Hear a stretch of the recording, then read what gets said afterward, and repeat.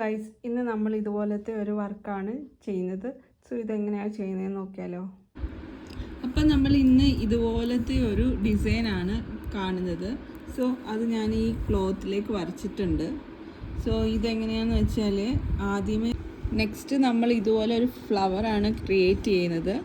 അതിൽ നമ്മൾ golden sequence ആണ് എടുത്തേക്കുന്നത്. അപ്പം നമുക്ക് എത്ര ഫ്ലവർ ലെന്ത് വേണം നമ്മളുടെ ഇഷ്ടത്തിനനുസരിച്ച് നമുക്ക് ഇതിനെ ക്രിയേറ്റ് ചെയ്യാം. അപ്പം ഞാനിവിടെ 3-4 ഇതൾ വരുന്ന പോലെ തന്നെ ലോങ് ഫ്രിഞ്ചിനോട്ടാണ് കൊടുക്കുന്നത്.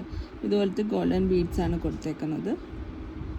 നിങ്ങൾക്ക് ഇഷ്ടമുള്ള ഇഴ എടുക്കാം. ഞാനിപ്പോൾ 2 ചുറ്റ് ഇവിടെ കൊടുക്കുന്നുണ്ട്.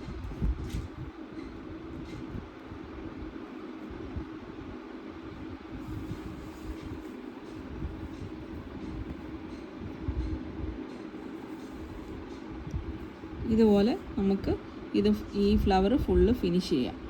അതേ സെയിം ആണ് നമ്മളിവിടെയും ചെയ്യുന്നത്. നെക്സ്റ്റ് നമ്മളിവിടുത്തെ ഈ സ്റ്റിക്ക് ഇതുണ്ടല്ലോ, ഈ ബ്രാഞ്ച് നമ്മൾ ഫില്ല് ചെയ്യുക. ആദ്യം നമ്മൾ നടുക്കുന്നുണ്ട്.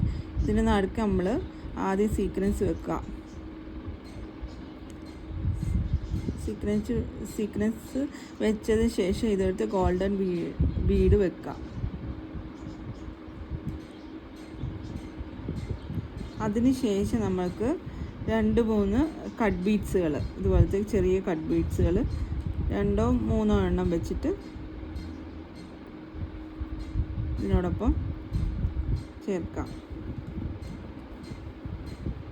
അതിന് ശേഷം നമുക്ക് ഈ ഗോൾഡൻ ബീഡ്സുകളെ നമുക്ക് ഈ സ്റ്റിക്കിന് ഇവിടം വരെ നമുക്ക് ഈ ബീഡ്സുകൾ മാത്രമായിട്ട് സിംഗിളായിട്ട് നമുക്ക് സ്റ്റിച്ച് ചെയ്ത് വരാം.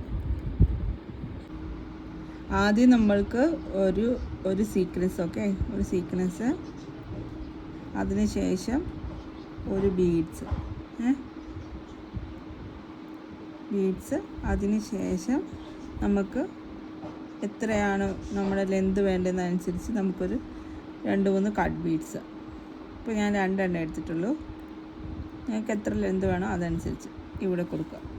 അങ്ങനെ നമുക്ക് ഈ ശാഖകൾ നമുക്ക് ഫില്ല് ചെയ്യാം. അപ്പോൾ ഞാനിവിടെ സെപ്പറേറ്റ് നിങ്ങളെ ലീഫ് ചെയ്തേക്കുന്നത് കാണിക്കുക. ആദ്യം ഇതുപോലത്തെ നമുക്ക് എത്ര ലെന്ത് വേണം അത്രയും കട്ട് ബീഡ്സ് എടുക്കുക കേട്ടോ.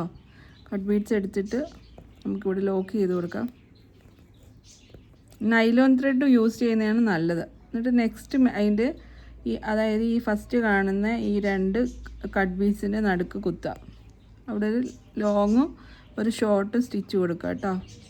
അതിന് ശേഷം അവിടുന്ന് നമുക്ക് ഈ കട്ട് ബീഡ്സുകൾ എത്ര കട്ട് ബീഡ്സ് വേണോ അതനുസരിച്ച് നമുക്ക് വീണ്ടും ഇതുപോലെ ലെന്ത് അനുസരിച്ച് നമുക്ക് ചെയ്യാം.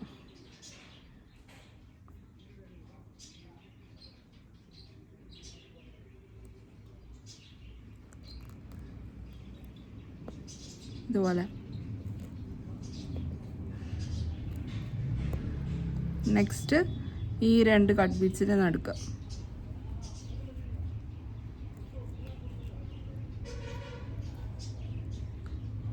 അതുപോലെ തന്നെ എത്ര കട്ട് ബീഡ്സ് വേണോ അതനുസരിച്ച് കട്ട് ബീഡ്സ് എടുക്കാം.